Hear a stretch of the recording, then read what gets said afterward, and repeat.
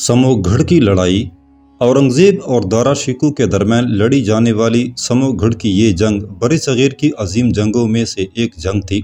6 रमज़ान 1069 को दोपहर के वक्त एक तरफ से दारा शिकोह और दूसरी तरफ से औरंगजेब का लश्कर समोगढ़ के चुटेल मैदान में दाखिल हुए। एक दिन बड़ी सख्त धूप थी और मैदान आग की तरह तप रहा था। दारा के लश्कर को फोकियत हासिल थी। उसके पास शहंशाह शाहजहां का पूरा मुगल लश्कर लातादाद हाथी और बहुत बड़ा तोपखाना था। राजपूत दस्ते अलग उसकी मदद को मौजूद थे। धूप की शिद्दत का तकाजा था कि लश्कर को आराम दिया जाए, मगर दारा ने किसी सवार को घोड़े से उतरने की इजाज़त न दी, जबकि औरंगजेब ने फौज को उतरने और सुस्ताने का हुक्म दिया। दारा का ख्याल था कि औरंगजेब फौरन ही जंग शुरू कर देगा, मगर औरंगजेब तजर्बाकार जर्नेल था, जबकि दारा शिकोह को शाहजहां ने मैदान जंग का मुंह भी न देखने दिया था। नतीजा ये हुआ कि दोनों लश्कर सख्त धूप में तमाम दिन तपते रहे। फर्क ये रहा कि दारा का लश्कर सवार रहा और औरंगजेब के लश्करी घोड़ों से उतर के उनके साए में मैदान में नजरे जमाए बैठे रहे। दारा को रात को शब खून का खतरा था, इसलिए उसने अपने लश्कर को रात को भी होशियार और जगाए रखा। फिर सवेरा हुआ, दोनों तरफ से सफबंदी शुरू हुई। बड़ी जंगों में सफबंदी बहुत अहमियत रखती है। औरंगजेब ने मेमना दायां बाजू पर छोटे भाई मुराद को, जिसके साथ 10,000 सवार थे, मुकर्रर किया। शहजादा मुराद एक बेमिसाल लड़ाका जवान था। मैसरा बायां बाजू पर औरंगजेब ने बड़े बेटे मोहम्मद सुल्तान को मुकर्रर किया, जो इंतहाई ज़हीन और मुख्तात जवान था। दोनों बाजुओं को और ज्यादा मजबूत करने के लिए औरंगजेब ने अपने 2 बड़े सिपा सलारों शेख मीर और बहादुर खान को 5-5 हजार सवार देकर हुक्म दिया कि दोनों बाजुओं पर नजर रखें और बवक्त जरूरत मदद करें। ग़ल्बे फौज में 10,000 सवारों के साथ औरंगजेब ने खुद क़याम किया और 10,000 सिपाहियों के साथ बलख में बहादुरी का मुजाहरा करने वाले जुल्फ़कार खान को हरावल सजाया। इस तरह औरंगजेब की सफबंदी बेहतरीन थी, जिसे तोड़ना दारा जैसे नातजर्बाकार इंसान का काम न था। हालांकि उसके लश्कर में मुगल सरदारों में रुस्तम खान, खलील खान, जफर खान, दादू खान, शहबाज खान और राम सिंह जैसे वफादार राजपूत मौजूद थे, मगर दारा के लश्कर में जोश व वलवला की कमी थी, क्योंकि उनका हर सरदार जानता था कि औरंगजेब दारा के मुकाबले में बादशाहत का ज्यादा अहल है, और इस जज्बे ने औरंगजेब के लश्कर में एक तरह का अज़म पैदा कर दिया था। जंग का नकारा बसती ही दोनों लश्कर एक दूसरे की तरफ बढ़े। इसके साथ ही दारा के तोपखाने ने आग बरसाना शुरू कर दी। औरंगजेब के तोपखाने ने आग का जवाब आग से दिया, मगर दारा का मुगल सरदार रुस्तम खान अपने 10,000 सवारों के साथ औरंगजेब के तोपखाने पर चढ़ आया। औरंगजेब ने फौरन बहादुर खान को इशारा किया। बहादुर खान बड़ी तेजी से औरंगजेब के तोपखाने और रुस्तम खान के दरमियान हायल हो गया। लड़ाई ने तूल खींचा। बहादुर खान जख्मी हुआ। उसके दोनों नायब दिलावर खान और हादी खान मारे गए। मरने वालों की तादाद बढ़ती जा रही थी। दारा शिकोह का रुस्तम खान आफत मचाए हुए था और करीब था कि लड़ाई का पांसा पलट दे कि औरंगजेब ने जो 2 सरदार इस्लाम खान और शेख मेहर को 5-5 हजार सवारों के साथ दाएं बाएं की मदद पर मुकर्रर किया था, वो दोनों तरफ से जलगार करते रुस्तम तक पहुंच गए और फिर ऐसी तलवार चली कि दोस्त दुश्मन की तमीज बाकी न रही। रुस्तम खान ने बड़ी बहादुरी दिखाई और बड़ी जीतदारी से लड़ा, मगर जख्मी हुआ और जख्मों की ताब न लाकर जीन से लटक गया। इस्लाम खान ने आगे बढ़कर उसका सर काटा और ला के औरंगजेब के कदमों में ढाल दिया। ये फतह का पहला निशान था। लड़ाई अभी रुकी न थी, मगर रुख जरूर बदल गया था। मुगल लश्कर के राजपूत बहुत जोर मार रहे थे। रूप राज सिंह उनका सरदार था। उसने मुराद पर हमला किया। मुराद हाथी पर सवार था। रूप राज सिंह ने उन पर तीरों और नेजों की बारिश कर दी। मुराद का फील बान मारा गया। उसकी हुदज चली हो गया। मुराद को कई जख्म पहुंच चुके थे, मगर वो हुदज में कड़ा तीर बरसा रहा था। रूप राज सिंह जो राठौर था, वो लड़ता पड़ता नेजा ताने मुराद के हाथी के बिल्कुल करीब पहुंच गया। उसने मुराद पर ताक कर नेजा खींच मारा। मुराद गालिबन होशियार था, या उसकी जिंदगी बाकी थी कि रूप राज सिंह का निशाना खता गया। मुराद के सवारों ने रूप राज सिंह राठौर की इस जुर्रत पर उसके टुकड़े टुकड़े कर दिए। फिर तो हर तरफ से राजपूत यलगार करते मुराद के हाथी पर हमला आवर हो गए और हाथी के गिर्द जबरदस्त शमशीर जनी शुरू हुई। औरंगजेब ने मुराद को राजपूतों के घेरे में देखा तो घोड़ा उचकाकर फौरन उधर को पहुंचा। औरंगजेब के साथ पठान दस्ते थे। अब पठानों और राजपूतों में जंग शुरू हो गई। राजपूत ये भूल गए कि वो दारा के सवार हैं। उन्हें तो सिर्फ पठान नजर आ रहे थे। اور پٹھان یہ فراموش کر بیٹھے تھے کہ وہ شہزادہ اورنگزیب کے سوار ہیں۔ انہیں تو اپنے ارد گرد صرف راجپوت نظر آ رہے تھے۔ اس طرح یہ جنگ دارا اور اورنگزیب کے بجائے راجپوت جو ہندو تھے اور پٹھان جو مسلمان تھے کے درمیان لڑی جانے لگی۔ مراد اور اورنگزیب کے سر اتارنے کی آرزو ہر راجپوت کے دل میں تھی، مگر اورنگزیب کے پٹھان محافظ دستوں نے ان کے سامنے دیوار چن کر کھڑی کر دی تھی۔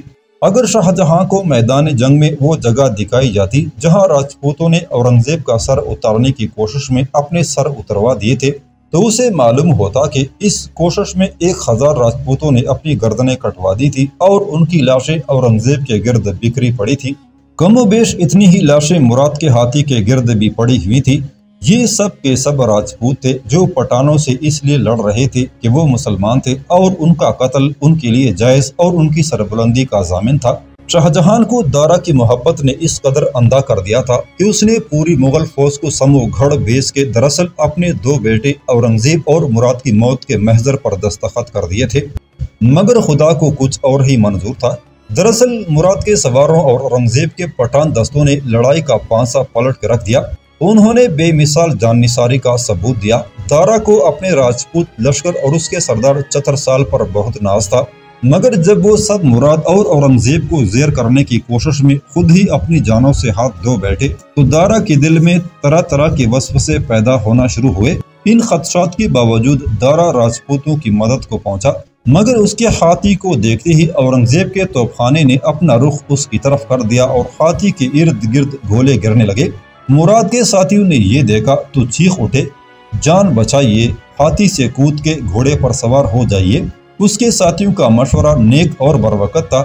دارا نے اس پر فوراً عمل کیا۔ وہ ہاتھی سے کودا اور جلدی سے گھوڑے پر سوار ہو گیا، مگر اورنگزیب کے دستے اس کی طرف لپکے۔ اس وقت دارا کے چند سواروں نے دارا اور اس کے بیٹے سپہر دارا کی باگیں سنبھالی اور ان کا رخ آگرہ کی طرف کر دیا۔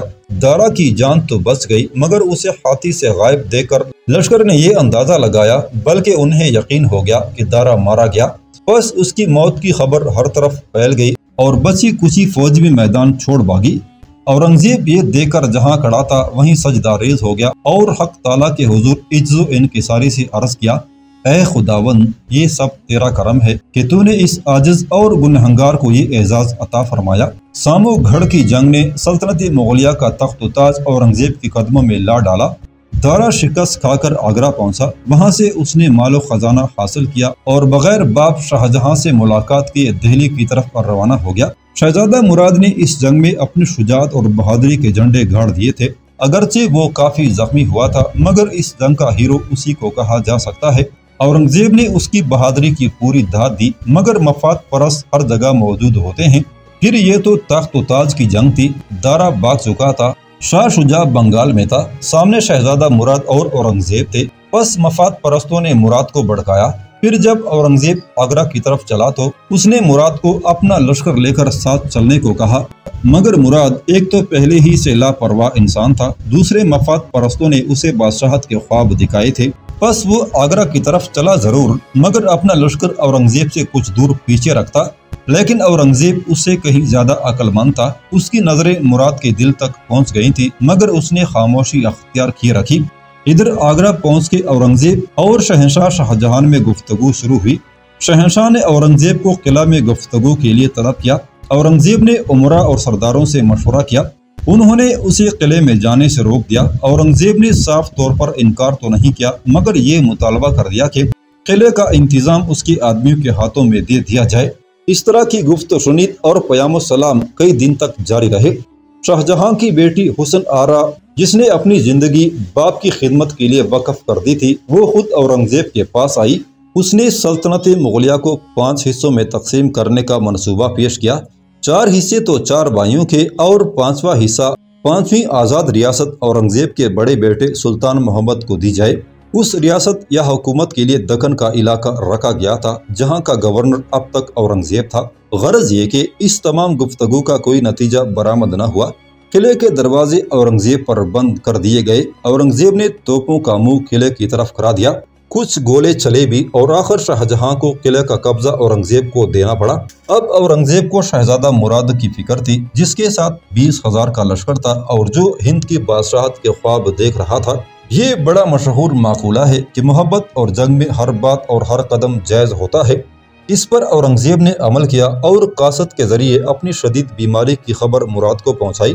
مراد کے دماغ میں جو کچھ ہو، مگر بائی کی بیماری کا حال سن کر وہ بے چین ہو گیا اور بیوی اور بیٹی کے روکنے کے باوجود اسی وقت گھوڑے پر سوار ہو گیا اور بائی کے پاس پہنچ گیا۔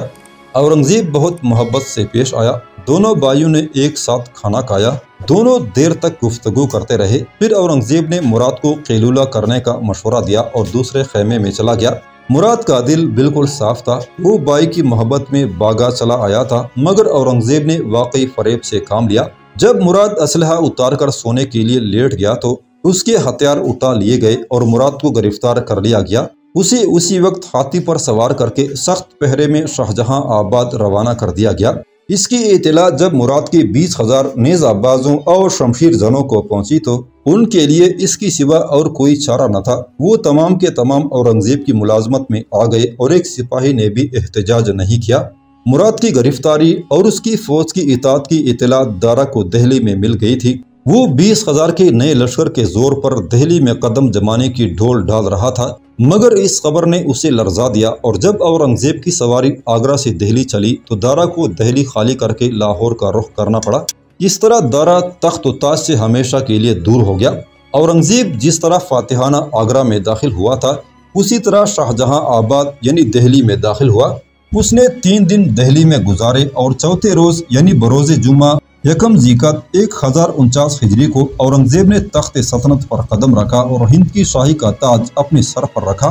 گو کہ یہ تخت نشینی سادگی سے منائی گئی مگر پروقار تقریب تھی۔ خزانے کے منہ کھل گئے اور غریبوں اور محتاجوں کی مرادیں بھر آئیں۔ اورنگزیب نے اپنے منصوبے کے مطابق دہلی سے لاہور کی طرف کوچ کیا۔ دہلی سے لاہور کی طرف کوچ کیا تو دارا کے تمام انتظامات دھرے رہ گئے۔ اس نے خبر پاتے ہی لاہور چھوڑا اور ملتان پہنچ گیا۔ لشکر اور سرداروں کے ایک حصے نے اس کا ساتھ چھوڑ دیا، کیونکہ ہر شخص اور خاص کر شخصی حکومتوں میں لوگ چڑھتے سورج کی پرستش کرنے اور ڈوبتے سورج کی طرف سے منہ موڑ لیا کرتے تھے۔ اورنگزیب نے بھی لاہور پہنچ کے ملتان کا رخ کیا۔ یوں معلوم ہوتا تھا جیسے اورنگزیب نے دارا کے تعاقب کی قسم کھا لی تھی۔ دارا کو علم ہوا تو اس نے ملتان کو بھی خیر بات کہا اور سندھ کا رخ کیا۔ اس کا خیال تھا کہ راجپوتانہ میں وہ شجاع اور اپنے بیٹے سلیمان شیکو سے مل جائے گا۔ سلیمان شیکو کو دارا نے شجاع کے خلاف جنگ کے لیے بھیجا تھا، مگر جب اورنگزیب کی کامیابیاں سامنے آنے لگی تو شجاع اور دارا ایک ہو گئے اور دونوں میں طے ہوا کہ دونوں مل کے اورنگزیب کا مقابلہ کریں گے۔ دارا اور شجاع میں خفیہ نام و پیام جاری تھے اور دونوں کی راجپوتانہ کے کسی مقام پر ملاقات طے ہو چکی تھی۔ چنانچہ شجاع بنگال سے چلا اور بڑی خاموشی سے پٹنہ پہنچ گیا۔ اب اس کے ارادے ظاہر ہو گئے۔ اورنگزیب کی بہی خواہوں نے فوراً گھوڑے دوڑائے اور اسے اطلاع بھیجی کہ شجاع آندھی کی طرح اڑتا پٹنہ پہنچ چکا ہے۔ اورنگزیب اس وقت ملتان میں تھا کہ اسے شجاع کے پٹنہ پہنچنے کی اطلاع ملی۔ یہ خبر بڑی تشویشناک تھی۔ اورنگزیب نے فوراً شیخ میر اور چند دوسرے سرداروں کے سپرد 15,000 لشکر کیا اور انہیں دارا کے تعاقب میں پٹنہ روانہ کر دیا اور خود لاہور ہو کر دہلی، پھر دہلی سے قنوج کی طرف چلا۔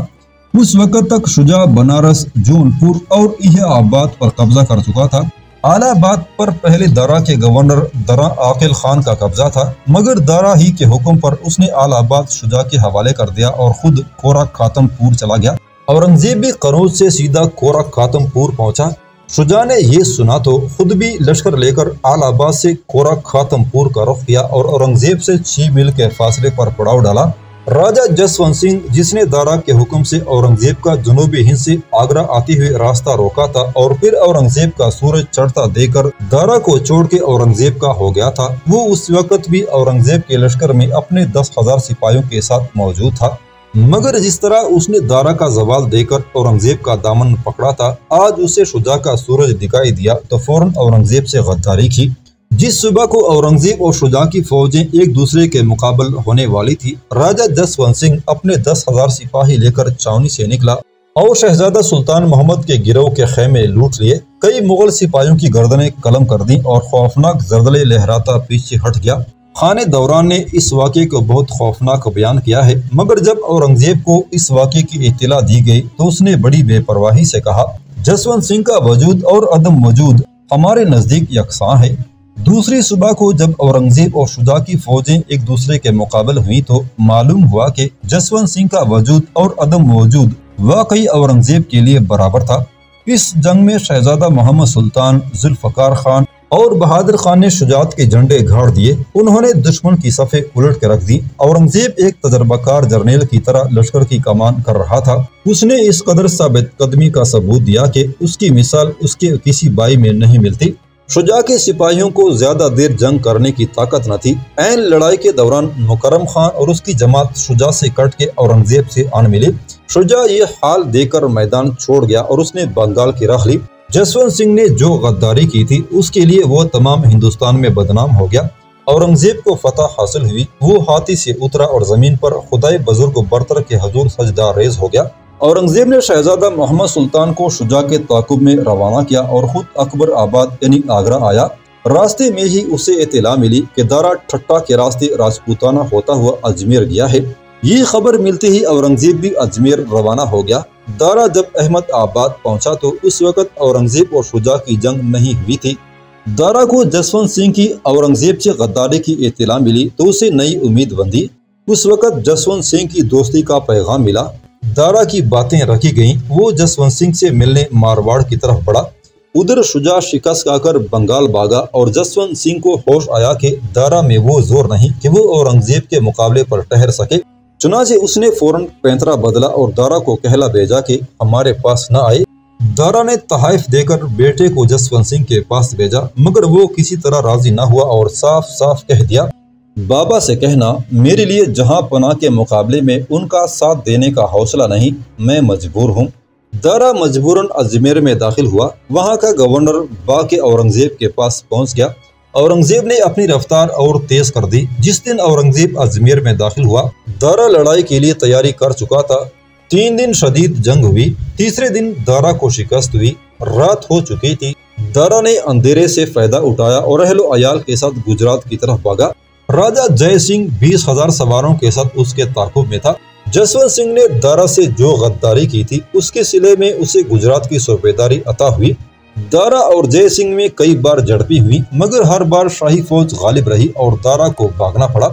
इसी दौरान एक शब शहजादा सुल्तान मोहम्मद लश्कर से निकल के चचा के पास चला गया, मगर फिर अपनी गलती तस्लीम करके बहादुर खान के जरिए शाही फौज में वापस आ गया। वो समझा था कि बाप उसे माफ कर देगा, मगर औरंगजेब ने उसे मुराद की तरह किला ग्वालियर में हमेशा के लिए कैद करा दिया।